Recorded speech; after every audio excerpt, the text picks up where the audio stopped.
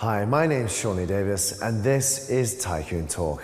Today, I'm spending some downtime with one of the leading figures in the Asian contemporary art world, who's also one of Hong Kong's most recognizable businesswomen, Pearl Lam. Hong Kong is one of the wealthiest cities on the planet. I'm on a journey to meet the most successful business leaders who can inspire a new generation of entrepreneurs to help our city remain truly world-class. I also want to get behind the public persona and find out their secrets for extreme success.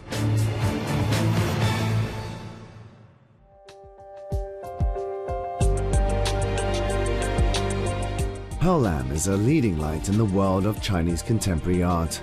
Her eponymous Pearl Lam Gallery has built a global reputation for discovering and showcasing some of the best modern art from both China and Hong Kong. She's been variously described as outspoken, eccentric, and a force of nature, and she's not afraid to speak her mind. She's also willing to work with artists who are outside the contemporary mainstream. I joined Pearl in her gallery in Central to view her latest show. This artist is a historical figure. He is an ink brush artist. He has broken boundaries. After Mao Zedong died in 1979, he started a painting society called the Grass Painting Society, where they challenge about Chinese ink brush. Now, all these work is not just on ink brush. What he does, like this work, is he called featuring. These are all tearing out papers and sticking onto it. It's like a collage.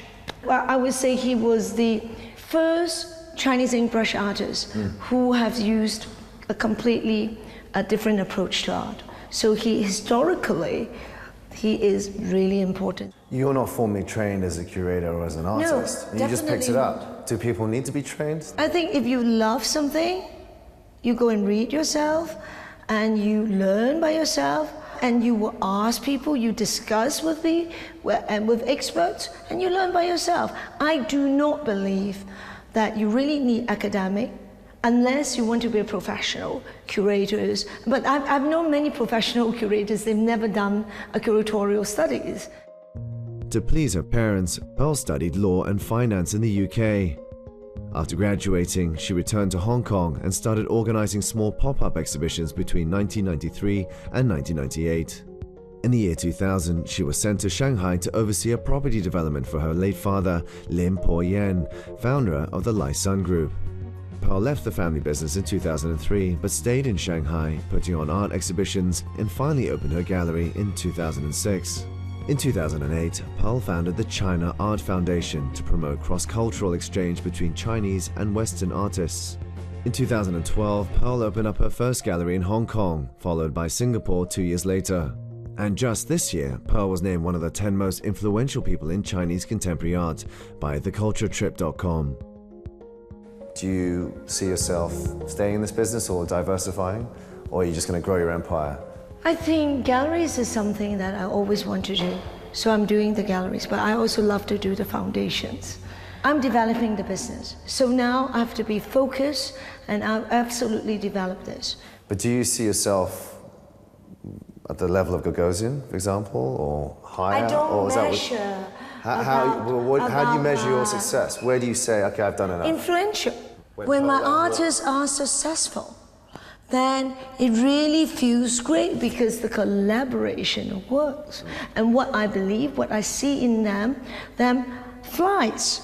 I mean, their success is my success. And it's not just about money, it's about you reaching that people, and people are willing and is curious about what is happening.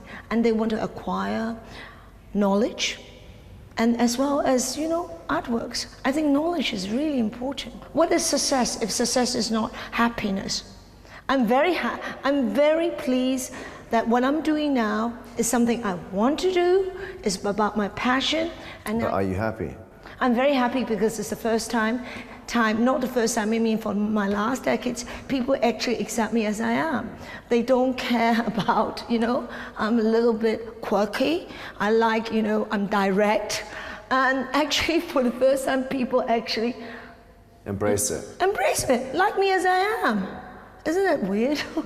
can you have it all as a woman, whatever that means? I don't believe in these sort of things. What does all mean? Well, exactly. If I know that I'm flying every 3 days something else, somewhere, why should I would have a family? Why would I have a husband? You know, I think the most important thing in life is to be happy, is not to have it all. And to achieve happiness is the most difficult thing to do.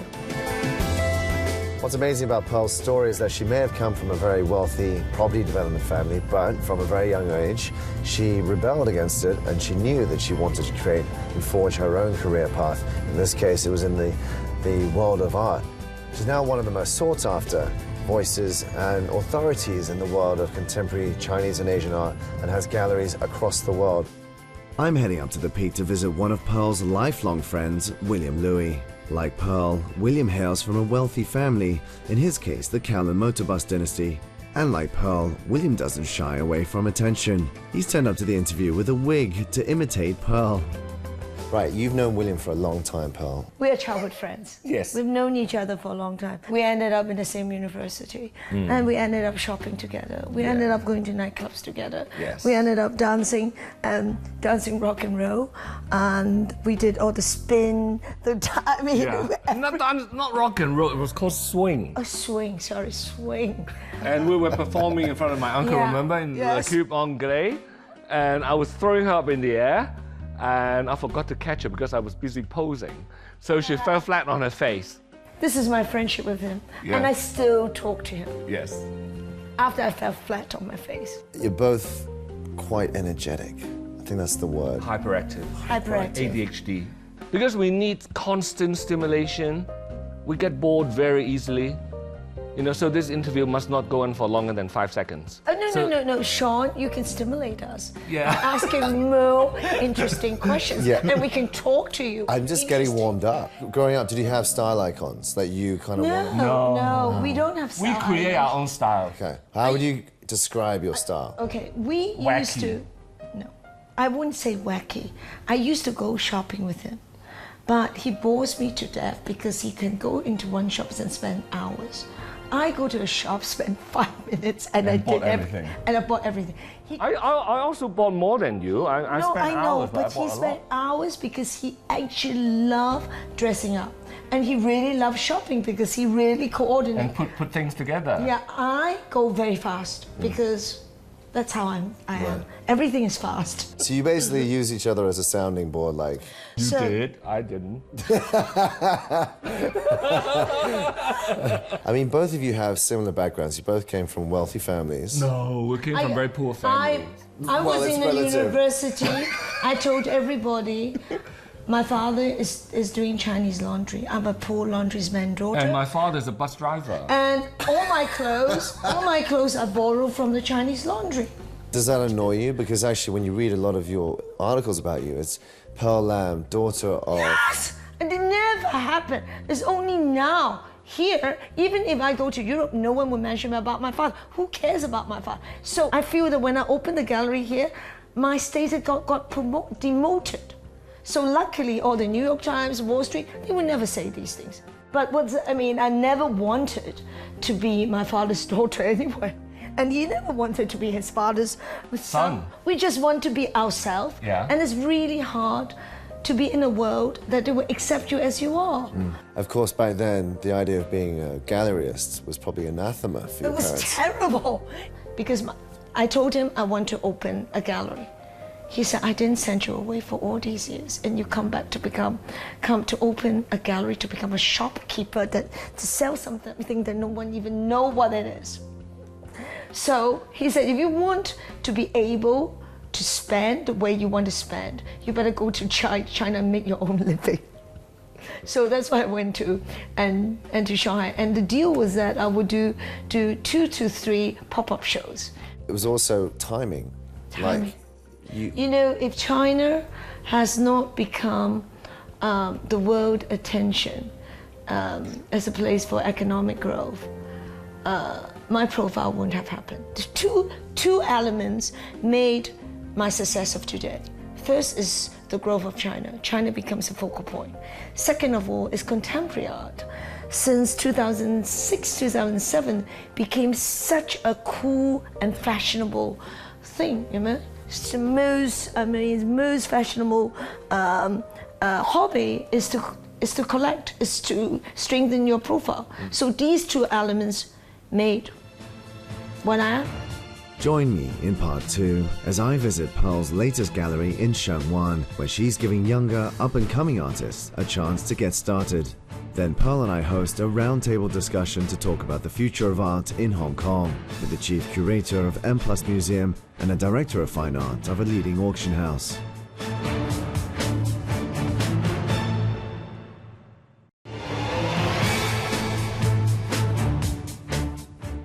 Welcome back to TYCOON Talk. I'm spending time with gallerist and art expert Pearl Lam. Since establishing her first permanent gallery in Shanghai in 2006, Pearl has opened galleries in Hong Kong and Singapore. She's also been recognized as one of the top 10 most influential people in Chinese contemporary art. We're now visiting her second gallery in Hong Kong. Pearl, this is your newer gallery in Hong Kong, PLG. PLG, Pearl Lam Galleries. A bit more sophisticated, a bit more forward-thinking? With my palette building galleries, I'm very limited to show certain artists with certain price range. And to do art, I just want to show good art, and I want to show emerging artists, so I need to have a platform. So I decided to open a new gallery that would just focus on design and emerging artists. And of course, you're a bit further down towards Sheung-wan here. There are a few you know what? I love this area because it smells like the old Hong Kong, with the swordfish, with the preserve. It was really the Hong Kong that I used to see years ago, decades ago. What does it take for, say, a Hong Kong artist to get in PLG? So actually, you know, the youngest artist we have is called Morgan Raw from Hong Kong. I met him when he was studying. He hasn't even completed his studies. We already did project for him for the Hong Kong Art Basel. So depending on how good you are. You said quite a few times you like making rock stars out of emerging artists. You did that with Sang Quinoa? We try to provide a platform for Hong Kong artists who can do these shows. We did make several stars out of these Chinese artists into international stars. Yes, we do that. And this is what I love to do. Have you ever been wrong about an artist? I think if I'm wrong in an artist is because two things. Is because I haven't done the promotion on him, I haven't done the marketing, or I'm wrong about the personality because I need to work with artists who are loyal. But it's that trust relationship. For me, it's that relationship, whether it's deep enough. So I can't say that I'm wrong. If I'm wrong, it's because I haven't worked hard enough. Pearl is always on the lookout for talented new artists and has these top tips for those who are starting out. Be active. Reach out to galleries to show that you are not only talented, but hungry. Keep doing the work. Stay dedicated. If this is your passion, keep at it. You must have a decent body of work before you approach a gallery. And finally, when you find a good gallery, stick with them. The gallery only benefits if you benefit, so a relationship built on mutual trust is very important. The business training in law is come in handy for your business? I think these are very natural instinct, right? You don't really need to study law or study accountancy, as long as you have, you know how to delegate and find good staff, and also you have a basic EQ. But it's a hugely risky business, isn't it? You get this expensive space, and it's pretty much, most of it's empty apart from a few items on your wall, which are going to pay your rent, pay your staff. It's all depends on your selling power, or do the work sell themselves for your business? This is a very different way of selling than the main gallery, all right? I mean, young artists, emerging artists, we won't mind to wait for a few years before we put them in the map, right? So, because the overhead is lower, we're ready to risk higher. So obviously, today there is many art fairs. We truly want to promote an artist. We have to take them to art fairs and brand them. It's all about branding. The foundations for a vibrant Hong Kong art scene are beginning to fall into place.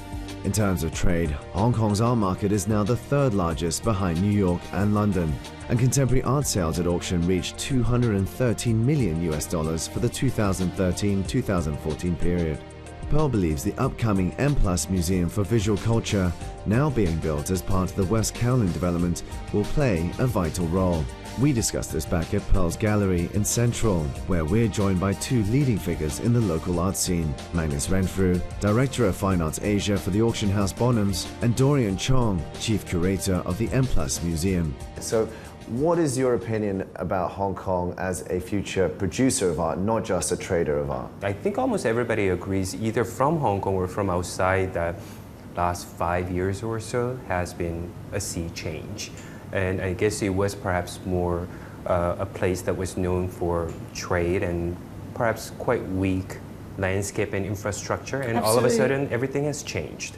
There are bigger galleries, not only from outside, but also from here, more auction houses. But everybody who has been here also is doing a lot more. Magnus, you at the forefront, if you like, of the sea change in Hong Kong. You grew the art fair, which later became Art Basel. What was the main driver behind that, a huge explosion of art trade in Hong Kong? I think that Hong Kong has many advantages over other locations within Asia, not least the favourable tax situation here, the fact that freedom of expression is protected under the basic law of Hong Kong, but also its geographical location. It's really centred right at the heart of Asia, and so it's within easy reach of a huge number of collectors from right around the region. And the audience grew extremely rapidly. I think in the first year we had something like 19,000 visitors, but by the fourth year of the fair we were already up to around 70,000 visitors. But there are also these new satellite fairs that are opening up, like the Affordable Art Fair, Art Central. So we're seeing almost like a new secondary industry growing up. Is that important for you? I think it's important to get people engaged with art at every level, at every price point, and in every possible way. I think to create an art scene, you need to have true collaboration. Each of the institution is playing their role. We are playing our role. The auction house is playing the role. Today, what is lucky is there's nothing called competition. We're trying to complement each other. We need to use culture to build Hong Kong. Hong Kong culture is Hong Kong people producing that culture. We need to have the institution to open, but institution is the main thing that we have been waiting. Hong Kong has been always rich, but unfortunately we didn't really look at culture until very recently. So now we are waiting for 30 years, by the time you open it's 30 years for a museum to open. And really then it will be really good for the younger generation. Whereas maybe 10 years ago, although Hong Kong was a very international city, it was still regarded as being culturally a little bit isolated in a way. Cultural desert. You can be honest. Nice, so diplomatic. It's okay. How important is Pearl to the Hong Kong art scene? But I think for me, one of the important things about Pearl's contribution to the art scene in Asia, China and Hong Kong has really been as a connector. I think that in the art world in general, that people have been evaluating art from Asia by Western criteria and have really not been able to contextualise it properly. And Pearl's been working very hard at trying to get people from around the world to really understand the Chinese art scene and the Hong Kong art scene. I mean, it's about knowledge that we don't know. It's about sharing that sort of knowledge, because people really didn't understand Chinese history, Chinese art history. I went there, and being an arrogant brat in 1993, being so colonialism going there, because I thought that I've educated abroad, I spent my life in England, went there, and then, they taught me a lesson. So I learned, and after 10 years, I'm proudly saying that, as I said, I'm Chinese. I am Hong Kongese as much as I'm a Chinese, and I'm very proud of the Chinese culture. Are we going to see a crashing of that wave with the collapse of the Chinese economy, or at least the slowing down of the Chinese economy? Quite an interesting phenomenon at the moment, which is collectors from China and elsewhere in Asia becoming much more diverse in terms of their collecting habits. And much as the Western collectors are becoming more open to collecting work from outside of a Western cultural background, collectors from China and Asia in general are buying a lot of Western art now. There's a lot of negative press about the West Kowloon Cultural District. People are confused. M Plus is now going to open in 2019. Yes. Will it open in 2019? Well, yeah, let me check my crystal ball. But no, I think we broke ground more than a year ago, and it's an enormous building, right? So there has been essentially basement foundation work that has been going on for over a year. We will start construction this fall, and again, because this is such a large building, it would just purely take 3 years of construction, and we're giving ourselves 1 more year to fit out the building, move in, get used to the building. At the same time, I think that it's important for artists to have non-commercial platforms and criteria for evaluation and validation, as well as the commercial platforms. So I think to have M+ is going to be very important in that respect. Just given the physical scale of the museum, I think there will be many different strands and many different kinds of exhibitions and projects that we can do. But I think we'll have plenty of space, literally and metaphorically, to foster younger talents as well. No doubt. Absolutely. I bet on this, because if M+ won't open, I can't see Hong Kong can really have a vibrant art scene. We need a very important institution who would become the voice in art world. And in Asia, we don't have one museum who's the voice of the art world. I'm betting on M+ can give that. It remains to be seen whether Pearl's optimistic outlook for M+ and Hong Kong's local art scene will bear fruit. What can't be doubted is her passion for art. Her outspoken and contrarian persona, coupled with fortuitous timing, have enabled her to become one of the leading lights of the Chinese contemporary art scene. Today, she continues to fly the flag of Chinese contemporary art and culture around the world. If Hong Kong does transform itself into a regional arts hub to rival London and New York, we will surely have Pearl Lam to thank.